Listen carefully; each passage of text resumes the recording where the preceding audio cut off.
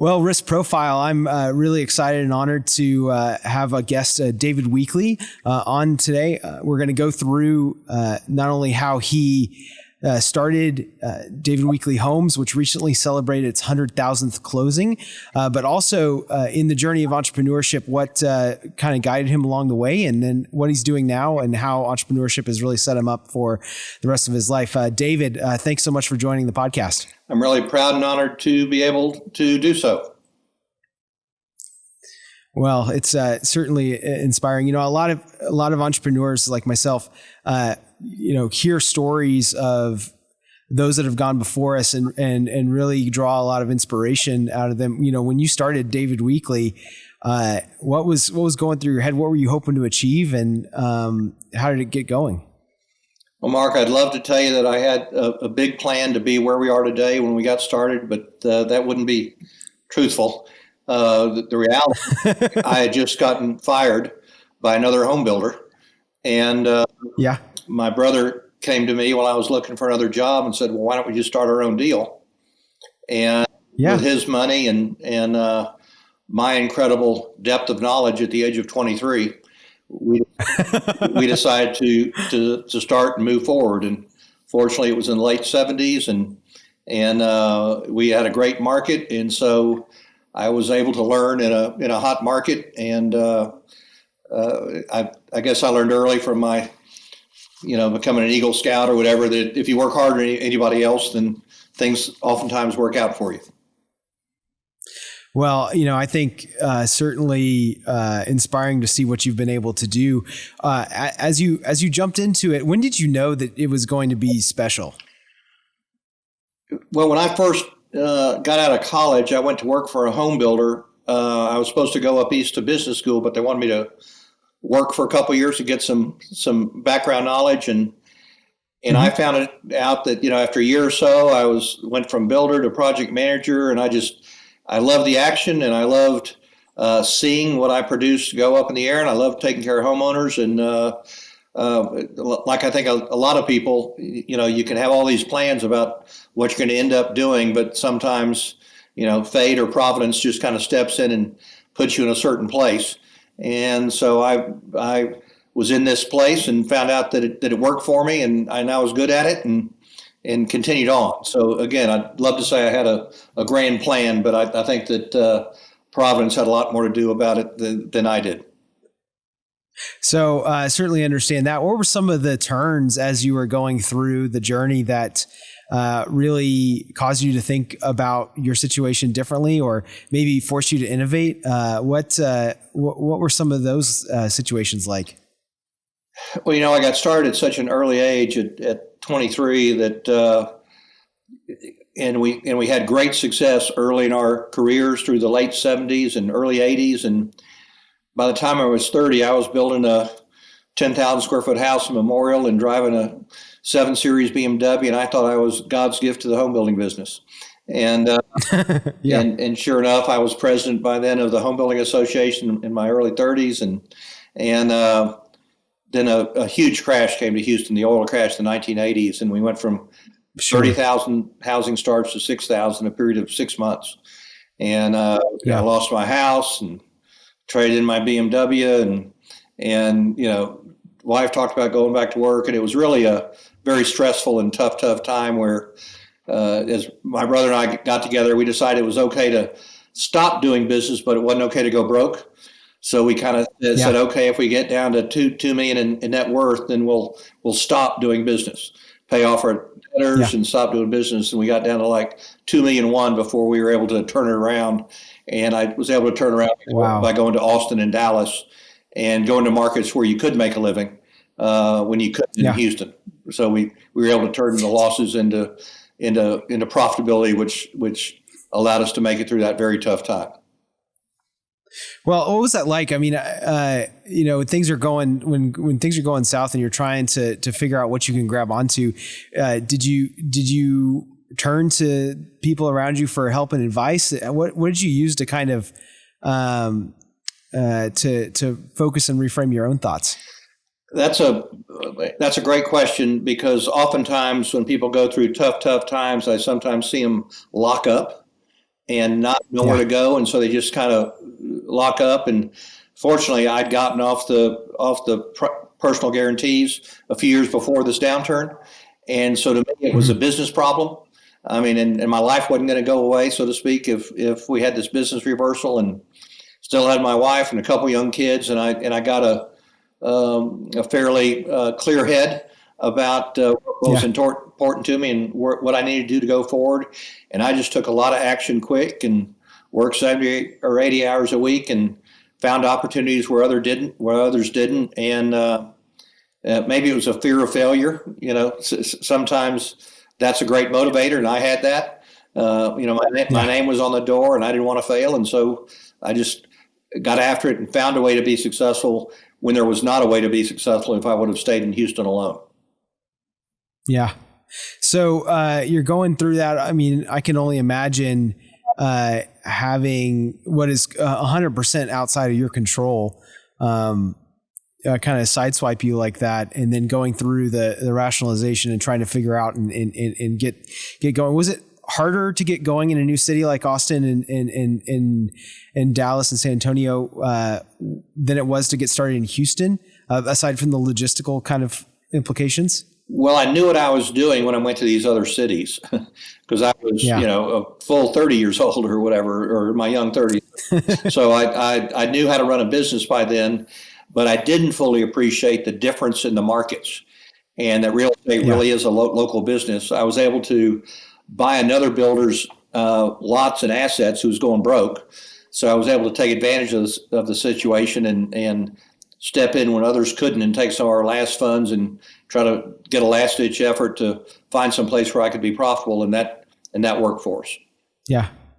So what was that like investing those last dollars into a new project? Were you concerned that it would also go south, or were you thinking about things from a different perspective?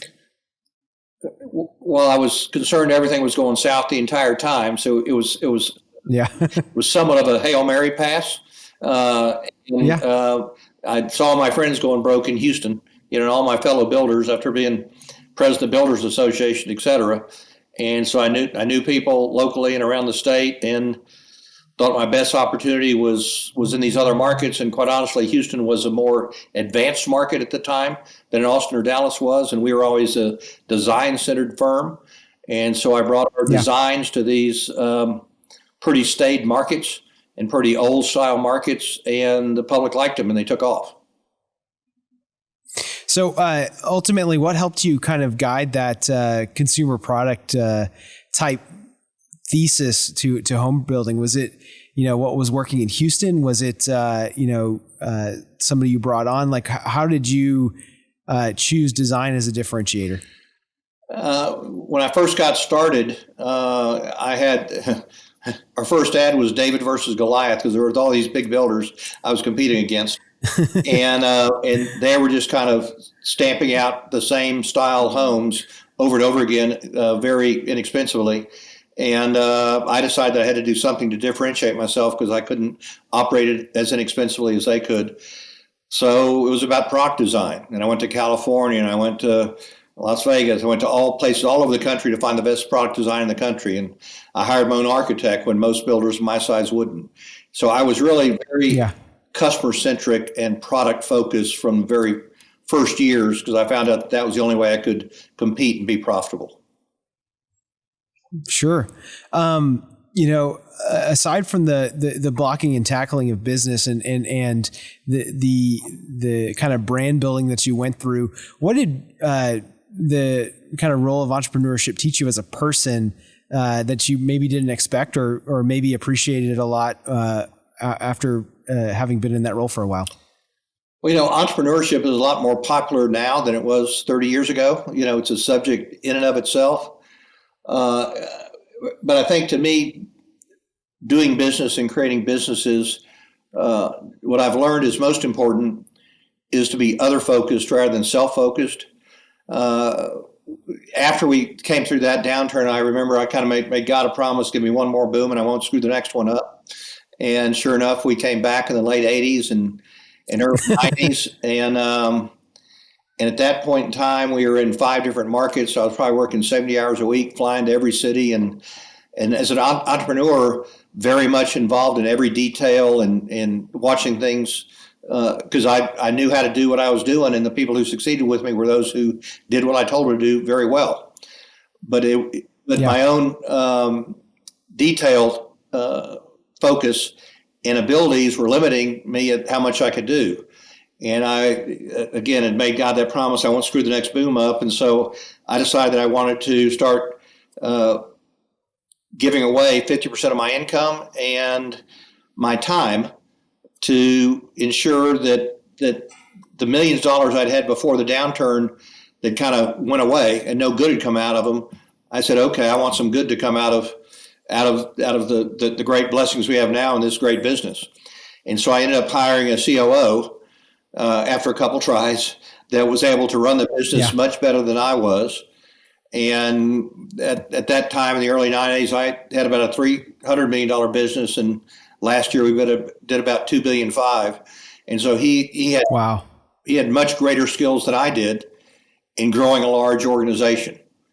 You know, I had better vision skills, product centric skills, but we shared the same focus on building a great team and being focused on our team.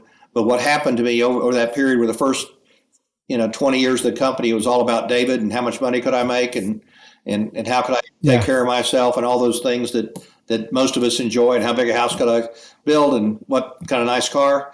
When it became about them and create a purpose for the company and became more outwardly focused is when things really took off. Huh. So, really, if you were to, kind of take notes from that transition and mindset, what drove you to that, the epiphany? Is it, was it just a desire to kind of add to some sort of karma or what, because that's a pretty significant shift in perspective. Well, a lot of people, you've heard of middle-aged crazy in your early 40s or whatever. And I think a lot of us, we work hard for a period of time and do things. Then we kind of wake up and, maybe we get a family and get some kids. And we kind of said, well, is this all it's about? And you just kind of keep working and keep your nose to the grindstone. But you kind of wonder what the end game is. And for me, after going through that downturn and then coming back and recognizing that, yes, money's important, but other things were a lot more important. And for me, kind of a rebirth of my faith was important. I also had a medical condition. I had open heart surgery for a birth defect around the same time. And I decided that I needed my purpose to be about more than just getting more stuff for David. And so building the team up, taking care of our customers, just as I got other focused, things got better and better and better. And so I think it's almost like getting out of your own way and getting beyond yourself and recognizing that there is a purpose that's above just making a buck. And I had to lose it all almost to recognize that. Yeah. And if I hadn't had that downturn and that experience, I doubt if I would have been doing what I'm doing today. Wow. Does that, when people come and ask you for advice and, and kind of share their story, what, is that advice you would pass along to anyone, starting a business or maybe, anyone making a transition into the, from growth stage into a scale stage? I think to be a successful entrepreneur, especially starting out, we've all got a high degree of self-interest, and that kind of is what drives us. And yet, at the same time, I think to really grow a business, you've got to morph that into interest about others, and that was highly unusual in my generation. I think it's more usual in your generation, Mark, that you're more focused on others and understand your impact kind of on the world and how you impact others. When I was growing up, it was just all about me and how much could I get for myself, the pure materialism of, the 70s and 80s and early 90s. And so for me, it was kind of that personal realization. And when I did, and we put in profit sharing for the entire team and 401k match up to 8%, and we have chaplains that they're on staff to help our folks out, and we have just a whole bunch of different things. I put in an ESOP a few years ago Wow. to continue on, and so I kind of figured that if we take great care of our team, they'll take great care of the customers, and then it will do well, Yeah. and we can do well for the community. And in fact, as an entrepreneur, I looked at going public in the early 90s, and even had I was all set up to go on Wall Street like within a week, and the market closed. And I'm very glad and fortunate that we didn't, because I'd be kind of singing to a different drummer, because I couldn't have my own purpose in what we're doing. And our purpose is building dreams, enhancing lives, our team, our customers, and our community, in that order. And so as a private company and as a majority owner for all these years, I've started bringing on other senior managers as partners. And they own real stock, not phantom stock, not a profit share, not plan in it separately, et cetera, but real stock. And I can't tell you, after going through the downturns that we've gone through, the latest one being 2007, 8, and 9, having 20 people on the oars with me and having their net worth on the line, just like mine was a great benefit. I mean, we were all, we were all in the trench together, fighting for our lives and fighting for the lives and families of the 1,600 people that work for us. And so it was just a great help with us having a purpose above ourselves. So how does that translate now? Your sons work with you now. Is that correct? My oldest son, Chris, works with us, and a real issue. So I got a $2.5 billion private company. So what do I do with it? Right? Do I sell it? Do I, what's the next stage? I want to get a big chunk of cash. What do I want to do? Well, since I've been giving away half my income for 30 years, the monetary issue was not really important to me. What's most important is that we built this great company over 45 years with great team members that do a great job for customers and a great job for our community. So I decided to create a company where a third of the company is owned by the employees, 18% by the senior shareholders, 15% in ESOP. A third of the company is owned by charitable trusts. So that just as my giving has been an integral part of what I've done with my income, I want the company to continue in that vein. And then a third of the company is owned by the founding families. And so the third with everybody in alignment. And hopefully we can be a private company 100 years from now, doing great job and great work, and we'll be a $10 billion company, taking care of our employees, taking care of our customers, and taking care of the community. Wow. So your son is getting a chance to work with you now. What was it like to transition some of your lessons and your teachings to him? How has he viewed that? And is that a big focus of yours, or it just kind of happens naturally? Well, first of all, in growing up in the company, I never kind of expected, I didn't think we were a family business, quote unquote. We were just a business. So I never expected family members to come into it. We didn't talk about it in high school. They didn't sweep slabs growing up, et cetera. I mean, it was, I kind of had my work life over here and my family life over here. So it was not one of those old style family businesses. So he was working somewhere else and went and got his master's, and our president really, John Johnson, worked hard to recruit him and recruited him in. And it was great, and we're very glad he's here, and he's doing a much better job being a weekly, so to speak, than I am. I mean, he's much better at it, because I'm kind of the old style entrepreneur, and he's much more team driven and personable in so many more ways than I am. And it's been tough. If you come in as a founder's son and the company's named David Weekley Homes, I mean, half the people will think you grew up with a golden spoon in your mouth, and the other half will give you a hard time. I mean, it's not an easy position to be in, but he's done an extraordinary job in doing that. He's been in the field. He's done a lot of different positions. Whether or not he'll ever be the CEO or not, I mean, I'm not the CEO. I've got somebody that is. So, we'll see where that leads. But you can be a great owner and a great, team member and leader, whether you're the CEO or not the CEO, or if you run this group or run this. So To me, the important thing is to ensure that this organization continues to prosper and take care of its team and its customers and the community in the way that we have. And the ownership is a stewardship responsibility, not an entitlement.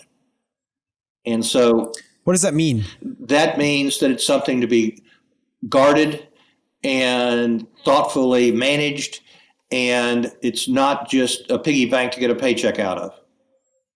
Gotcha. And just because your name's Weekley doesn't mean that you're going to get checks for the rest of your life. I mean, it's hard to run a business, and it's really hard to run a business that lasts over time and grows. And it takes the best any of us have. And, we're still working at it very hard. So there's no, our economy and the business, so many things change so often that there are no guarantees going forward.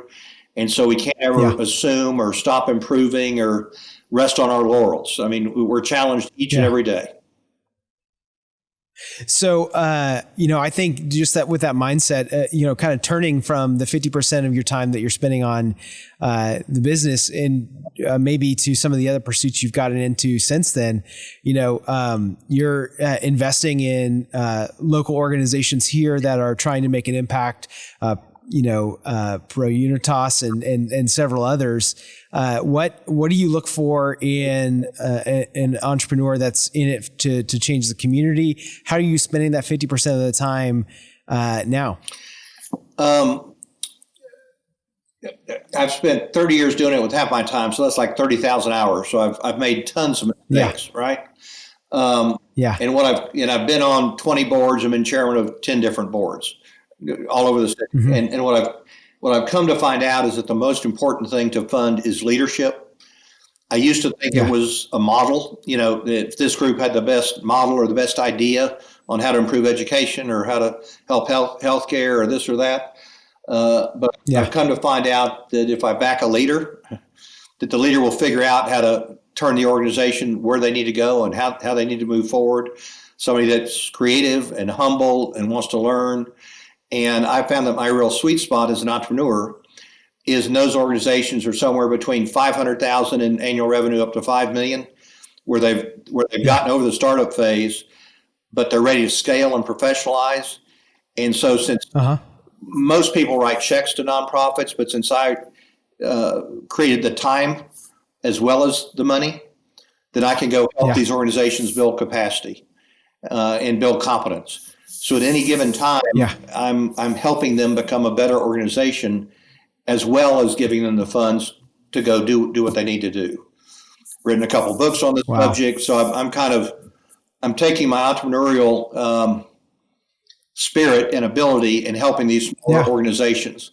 Because quite honestly, at $2.5 billion, our organization, we try to be entrepreneurial on the city level, but at my level, it's hard to be as entrepreneurial. I mean, we keep pushing for change and those things, but it is a battleship. Now, it's a battleship with a lot of tugs, and we still try to move as quickly as we used to, and we push ourselves on that every day.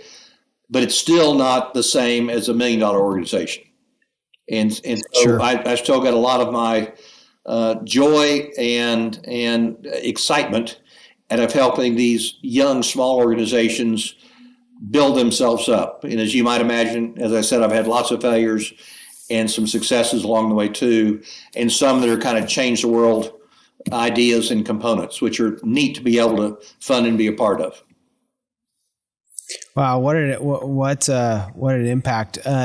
As you kind of think about the books and kind of think about the entrepreneurs that are coming behind you to read these, is there anything that you can see now on this side of building a successful company, and not only that, being such an impact into the community and working with several entrepreneurs along the way, that you probably didn't appreciate, where you were as you kind of looking back on your younger self? If I would say one thing is that if I would have gotten others focused instead of me focused, it would have been a lot more successful first 20 years. And because people don't really want to work their ass off just for me. What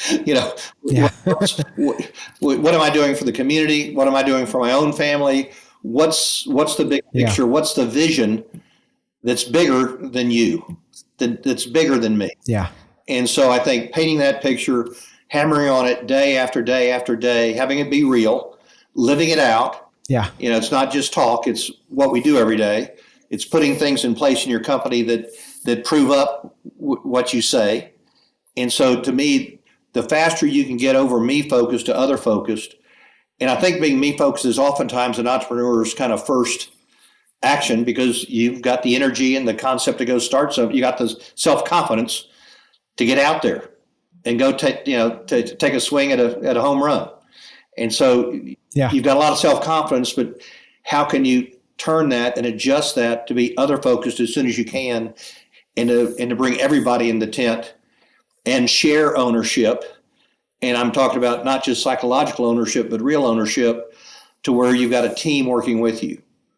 Now, I still call the shot. Wow. I've still got the majority call. So I haven't given up control, but I've given up ownership. It's separating the economics from control. Wow. It's certainly a lot to think about. And, COVID and all that, I really wish I was here to shake your hand and talk to you some more. But, I think some fantastic lessons, even in my own journey to sit and think about. David, if somebody wants to reach out to you, is there a way they can get a hold of you or somebody in your organization? Yeah, I'm a kind of email fanatic. So if they want to email me at dweekley@dwhomes.com, I'll respond if it's appropriate, and I can help. Yeah. Well, David, I really, really appreciate your time. Risk profile. I really am glad that you've gotten a chance to listen to this, and certainly reflecting in my own life on being others focused, and also organization around not just the logical concept of an idea that needs to be executed, but the leaders that are behind that. Look forward to hearing your feedback. Please share our podcast, subscribe. It really helps us continue to grow. And while you're going out there to build your businesses, we look forward to one day telling your story. Go be someone.